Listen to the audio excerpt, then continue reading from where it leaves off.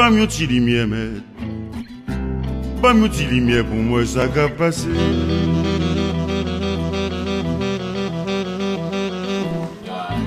Pas mieux de lumière, s'il vous plaît. Pas mieux de lumière dans les... Kaunabo, who freed and who is free. Now gone, I met once with Papa, those spirits the best of Haiti.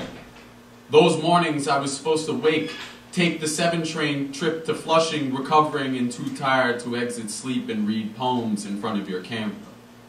You learn to capture life and transmit those moments. Your reds in the Queen's apartment, filling the room with smoke like Papa used to and I still do, which were too few, and now none will be had with you present. But new moments with you present in our minds and for you won't ever let you be absent from those moments. From Thailand to my land, you are here, another reason to live.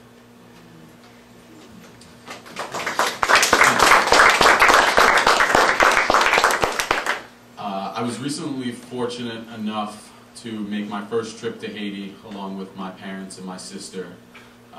It was a really memorable experience and a crash course in a lot of things I had been told and things I had heard, both beautiful and sad. But this is a poem I wrote just before, or long before going, and thinking about what that might be like. It's called To Our Introduction. When I dream myself to Haiti, it's a place I would grow fond of quickly. A place where family is near, land still fertile, cane for its sweetness, canep tart and the breeze wafting sea. But there is no report of these images. Stories I've heard reveal natural beauties of the countryside. Paintings by Lazare and Etienne hung in a queen's apartment remind me of places I remember going to but have no pictures to show for those trips. Snapshots of tap-taps, maps of coastlines and hometowns, Jeremy and Port-au-Prince, a lime-washed school, a wooden dock with 3 children poised for departure but never for such a leap. That jump has placed me so far from that dock, bombarded with depictions in such contradiction to those familiar to me, and yet I never knew the language. How close could I be?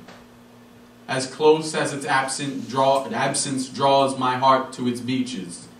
As close as the family brought together by tragedy. As close as the greener grass over the border. As close as the watch upon its status, and yet so far. This is in honor of our introduction. If needed, that is my command, because I no doubt need you. This is to that first step, inhale, and portrait.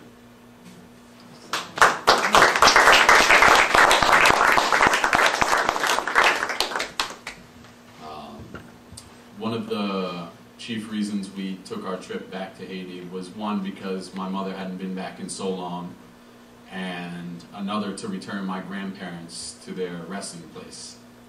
So this is for my grandfather, Paul Larac. So, for Papa, Paul Larac, Paul Larac. We've been reading for you. All we got, these words and their sounds, try somehow to translate your absence. Been a couple of years already and still trying to substitute your voice in our present.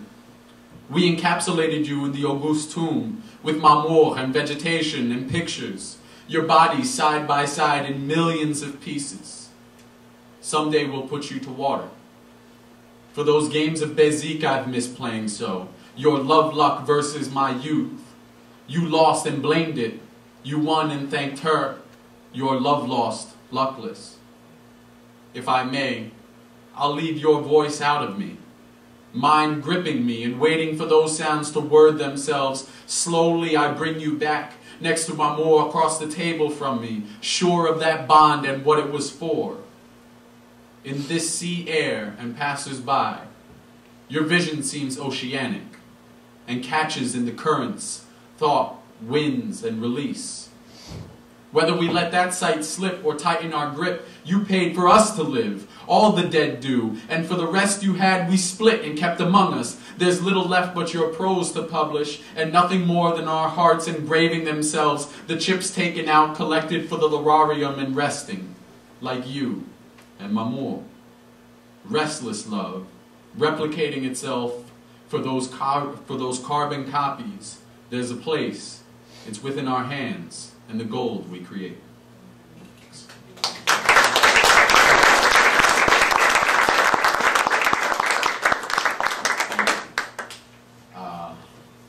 I want to read one more piece, and then I'm going to bring up my partner in poems, Jennifer Celestin. So, this is a poem I wrote after the death of an aunt of a close friend, and subsequently came my grandfather's death. So, couldn't write any more, but this covered both of them. So, this is called For. A poem I'll write for the rest of my life. For Maria Alicia Rocha Lim first. When asked what's it for, say for death. Till then, for the molecules we lose and where they go. Say for life, for it all, the faces we've seen, the bodies we've passed and passed on. For the suffered, for those now with empty bellies and hearts the size of hunger and as persistently growing. For the joyous, for those who somehow smile amongst the bereaved and offer all when there's nothing, so sound they silence. For the addicted, to the things man makes to keep his family in cages, whether through love or drug, they're interchangeable. Matter of fact for love, for what it does and what it can't do, for the tide of it, the swell and the return. Matter of fact for hate, and for the death of it. For when it is absolved for being a product of loss and the consumer of minds. For the mind, the way it grows, the synapses closed over time and the firings that create both the real and the imaginary. For the real, for the sentient and the senses, for what is and isn't. The ability to discern between here and what's better. For what's better, whatever we think that is. It may not be better than this, but for the effort to make sure, for that too. For the imagined and those who dream, who see the real as unfinished and the dream as a blueprint, who improvise utopia, for the promised land, for the bounty we have to offer, for the exchange and the barter, for the money, but never for that, so for the wealth and never money. Still for what?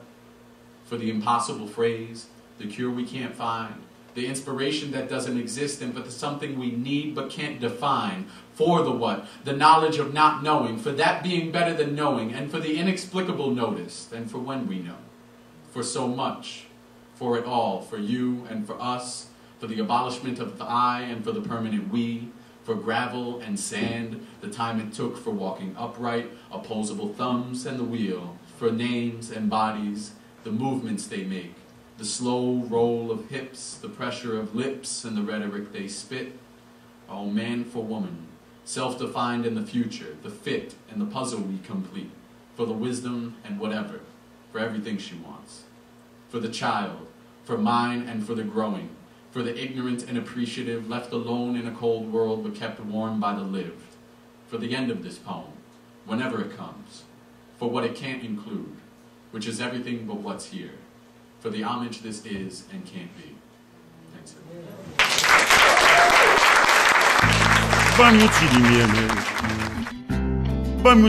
Pour moi, ça a passé.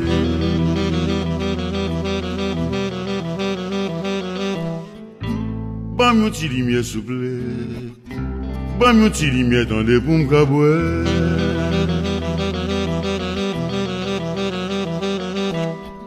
Pour qui ça c'est nèg yo fait souffrir, pour qui ça c'est nèg yo fait ça, pour qui ça nèg pas qu'à manger.